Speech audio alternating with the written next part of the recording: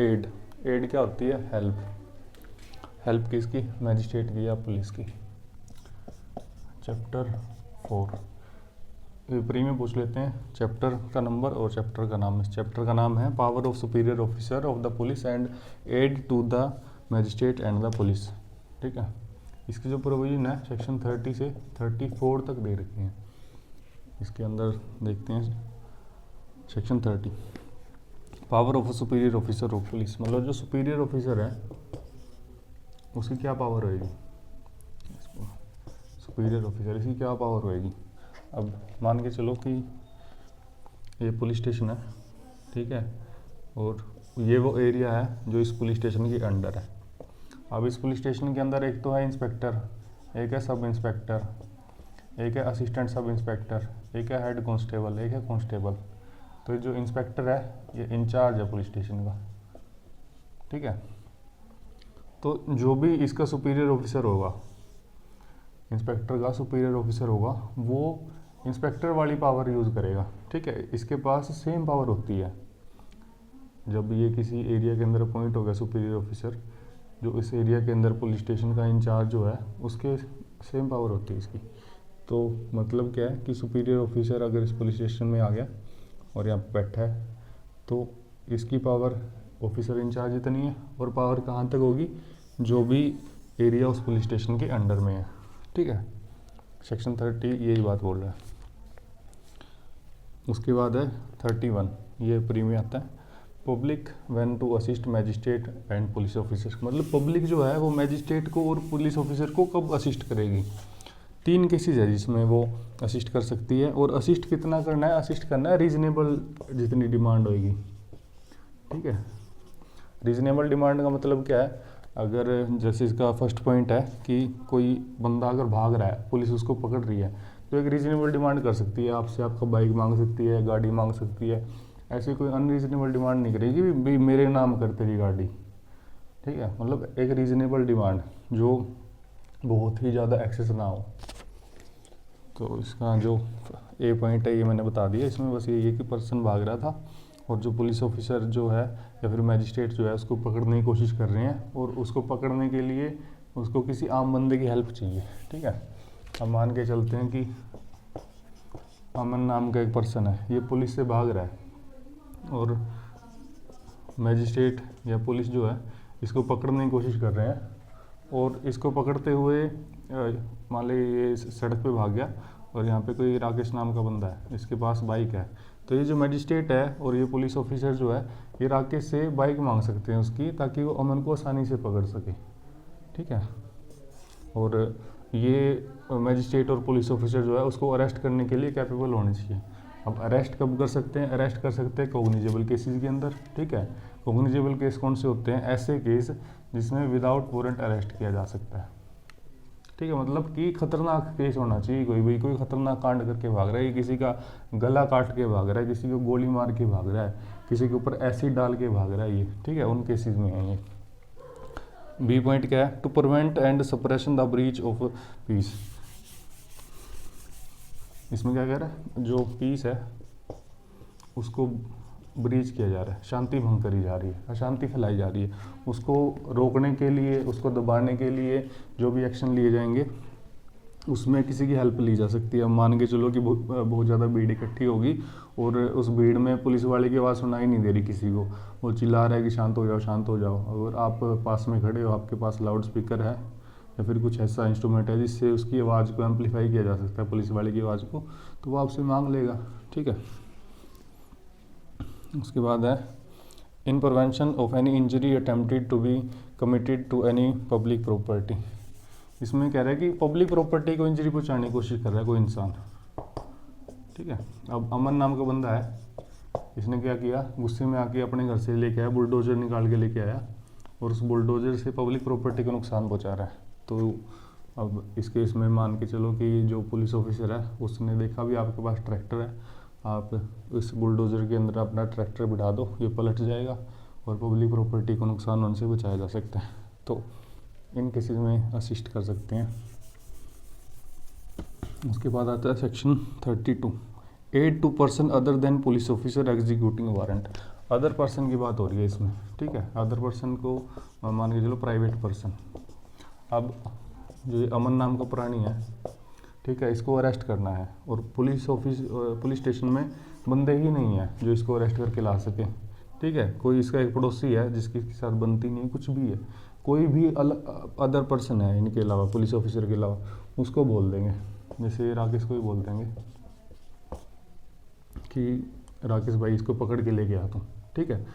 इस राकेश को वारंट दे देंगे भाई अमन को पकड़ के लेके आना है। तो राकेश क्या करेगा, जब अमन को पकड़ने जाएगा तब ये हेल्प मांग सकता है पब्लिक से। और वो हेल्प कब मांग सकता है और कितनी मांग सकता है? When warrant is directed to a person other than a police officer, any other person may aid in execution of such warrant. मतलब जब अदर पर्सन, मतलब राकेश को वारंट दिया जाएगा इसको अरेस्ट करने के लिए, तब वो आम पब्लिक से हेल्प मांग सकता है। हेल्प कब मांगेगा? If person whom the warrant is directed be near at hand and acting in the execution of his warrant। मतलब जब ये राकेश है ना, इसके हाथ में वारंट है और ये वारंट के एग्जीक्यूशन करवाने के लिए ही काम कर रहा है, ठीक है। मतलब पुलिस ऑफिसर ने जो भी था उसने राकेश को वारंट दिया, वही अरेस्ट करके लेके आया, राकेश इसको अरेस्ट करने निकल गया। अब राकेश के हैंड में वारंट होना चाहिए और वो वारंट के एग्जीक्यूशन के लिए ही काम करेगा तो ही उसको हेल्प मिलेगी। ऐसा नहीं है कि भाई इसके हाथ में वारंट है तो ये अपने मज़े के लिए कोई काम कर ले, ऐसे बोल दे कि मेरे को ये चीज़ दे दे, मेरे को वो चीज़ दे दे, ऐसे नहीं। उसके एग्जीक्यूशन के लिए जैसे अपन ने देखा कि जैसे पिछले सेक्शन में ट्रैक्टर या फिर बाइक, इन चीज़ों की जरूरत पड़ रही थी, उस तरीके से ये राकेश से हेल्प मांग सकते हैं। और इसमें लिख रखा है इन हैंड। इन हैंड का मतलब ये नहीं कि उसको हर टाइम वारंट हाथ में पकड़ के रखना है, उसके पास होना चाहिए, उसकी जेब में हो, उसके बैग पैक में हो, कहीं पर भी उसके पास में होना चाहिए। उसके बाद आ गया पब्लिक कब इन्फॉर्मेशन देगी उसको, पुलिस ऑफिसर को, मैजिस्ट्रेट को, ठीक है। इसमें बोला every person aware of a commission of or intention of any other person to commit any offence. मतलब कोई पर्सन है, अमन नाम का पर्सन है, ठीक है, इसको पता लगता है कि कोई भी आदमी है, साहिल है, ठीक है, ये कोई ऑफेंस कमिट करने वाला है। हम इनको पता है साहिल कोई ऑफेंस कमिट करने वाला है या फिर इसकी इंटेंशन है कि वो ऑफेंस कमिट करे, ठीक है। कमिट करने वाला का मतलब क्या है कि इसने कहीं पे बॉम्ब डालना है और ये बॉम्ब लेके घूम रहा है और वहाँ पे जा रहा है। और इंटेंशन क्या है, इसको पता लग गया कि साहिल बॉम्ब बना रहा है और वो फोड़ेगा वहाँ पे जाके। एक एग्जांपल है। बाकी आगे जो ऑफेंसेस है इनकी लिस्ट दे रखी है कि कौन से ऑफेंस की जानकारी देना ज़रूरी है। ये जो पूरी लिस्ट है इसमें ऑफेंस आ जाते हैं murder, terrorism, kidnapping, waging war वगैरह, दंगे फसाद वगैरह, ठीक है, पब्लिक हेल्थ को नुकसान पहुंचाना, चोरी वगैरह, ठीक है। इस तरीके की चीज़ों का अगर अमन को पता है कि साहिल इस तरीके की चीज़ करने वाला है तो अमन की ड्यूटी है कि वो मैजिस्ट्रेट को या पुलिस ऑफिसर को जाके बताए, ठीक है। लेकिन जब अमन उसको पुलिस ऑफिसर को या मैजिस्ट्रेट को इसकी खबर नहीं पहुंचाता, तब इसके पास एक रीज़नेबल एक्सक्यूज़ होना चाहिए, ठीक है। इसके पास एक्सक्यूज़ होना चाहिए कि मुझे पता होने के बावजूद मैंने आपको खबर क्यों नहीं दी, ठीक है। और जो ये रीज़नेबल एक्सक्यूज़ है ना, जो ये एक्सक्यूज़ ले रहा है उसको प्रूव यही करेगा। ऐसे नहीं बोलेगा सर मेरे सिर में दर्द हो रहा था इसलिए मैंने आपको इन्फॉर्म नहीं किया।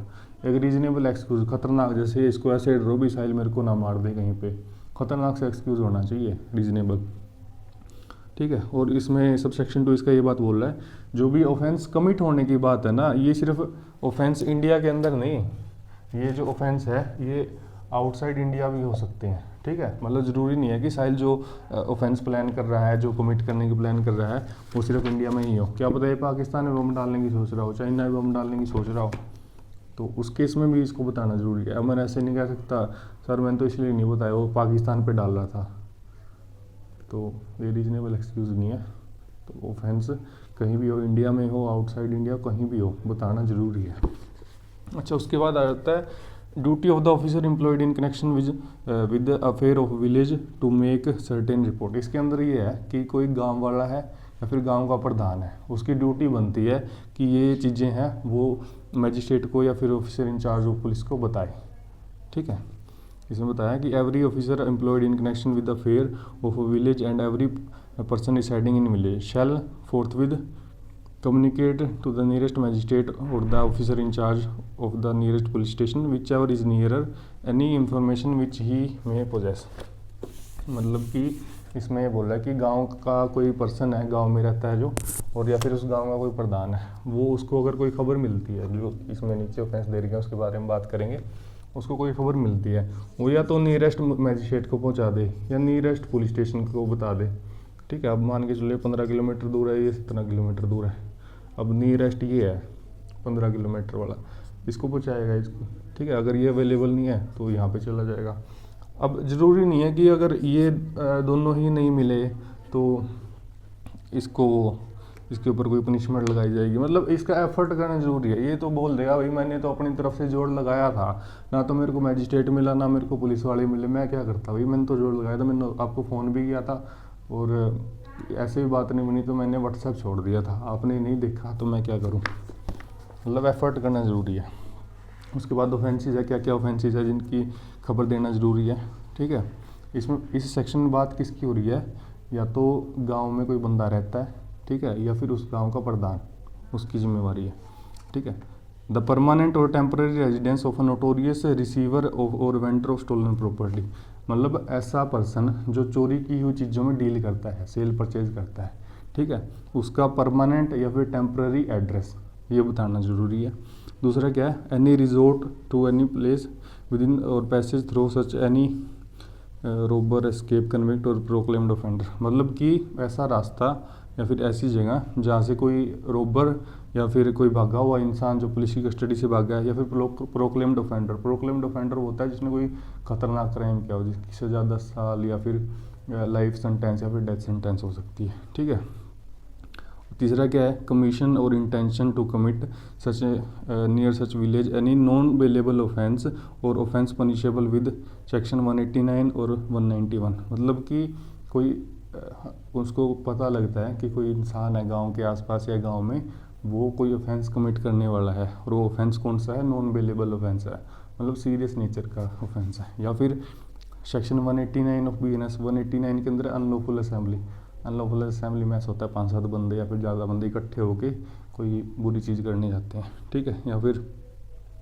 सेक्शन 191 के अंदर आता है राइट, मतलब दंगा, कोई बंदे दंगा करने के लिए प्लान कर रहे हैं। जो डी क्लोज है इसमें ये बता रहा है कि विलेज के पास में कोई सडन डेथ होती है, कोई अचानक से मर गया, कोई अननेचुरल डेथ होती है, मतलब ऐसी डेथ हुई है भाई वो नेचुरल नहीं है बिल्कुल भी, ऐसे पता लग रहा है कि इसको मारा गया, मर्डर है। ठीक है, या फिर डेथ है अंडर सस्पिशियस सर्कमस्टांसेस, मतलब ऐसे सर्कमस्टांसेस में डेथ हुई है कि ऐसे लग रहा है कि ये डेथ हो कैसे गई। या फिर discovery of village any corpus और पार्ट ऑफ कॉर्पस, मतलब कि गांव के पास में कोई लाश मिली है या फिर शरीर के अंग मिले हैं, कोई टुकड़े मिले, सिर मिले, हाथ मिला, गर्दन मिली है, कुछ भी मिला है, और ऐसा लग रहा है कि यहाँ पे कुछ ना कुछ घटना घटित हुई है जो ऐसी है कि मर्डर की है, पता लग रहा है मर्डर है, और ऐसा कि कोई बंदा गायब हो गया गांव से, या फिर ऐसा लग रहा है कि किसी ने कोई नॉन बेलेबल ऑफेंस किया, सीरियस नेचर का ऑफेंस किया, मतलब कि डी क्लोज के अंदर इतनी बात बोल रहा है कि गांव के अंदर कोई ऐसी डेथ हुई है जो अचानक हो गई है। ठीक है, जिसको देख के लग रहा है मर्डर किया है, किसी के मर्डर का केस बनता है यहाँ पे, या फिर ऐसा केस है, मतलब देखने से पता लग रहा है कि मर्डर ही है, लाश मिल जाती है या फिर शरीर के कोई टुकड़े मिल जाते हैं, तो उसकी खबर मैजिस्ट्रेट या पुलिस ऑफिसर तक पहुंचाना ज़रूरी है। ठीक है, और अगर कोई बंदा अगर गांव से गायब हो जाता है एकदम से, उसकी भी खबर देना ज़रूरी है। डी क्लोज के अंदर है जो ये नीचे लिस्ट दे रखी है, अगर ये ऑफेंस आउटसाइड इंडिया भी कमिट होने वाले होते हैं, अगर उसकी खबर मिलती है तो भी बताना ज़रूरी है। एफ के अंदर है, एफ के अंदर ऐसे है कि डिस्ट्रिक्ट मैजिस्ट्रेट ने स्टेट गवर्नमेंट की परमिशन ली, और स्टेट गवर्नमेंट की परमिशन लेके गांव के प्रधान को ये जिम्मेवारी दी कि भाई कोई गांव में ऐसी हरकत हो जिससे पब्लिक ऑर्डर डिस्टर्ब हो सकता है, तो वो जानकारी हम तक पहुंचाइए आप, तो वो जानकारी पहुंचाने का काम करेगा जो भी गांव को प्रधान होएगा। उसके बाद क्या है, विलेज की परिभाषा बता रही है, विलेज में क्या आएगा, जो भी गांव की ज़मीन होएगी। प्रोक्लेम्ड ऑफेंडर कौन होएगा, प्रोक्लेम्ड ऑफेंडर वो बंदा है जिसने कोई ऐसा क्राइम किया है जिसकी सज़ा 10 साल लाइफ सेंटेंस या फिर डेथ सेंटेंस है। और उसके बाद है कि इसमें officer employed in the connection of village affairs के अंदर कौन आएगा, इसके अंदर वो आ जाते हैं जैसे सरपंच वगैरह, गांव के प्रधान वगैरह, एमसी हो गए, ठीक है, ये बंदे आ जाते हैं। मिलते हैं अगली वीडियो में, बाय बाय।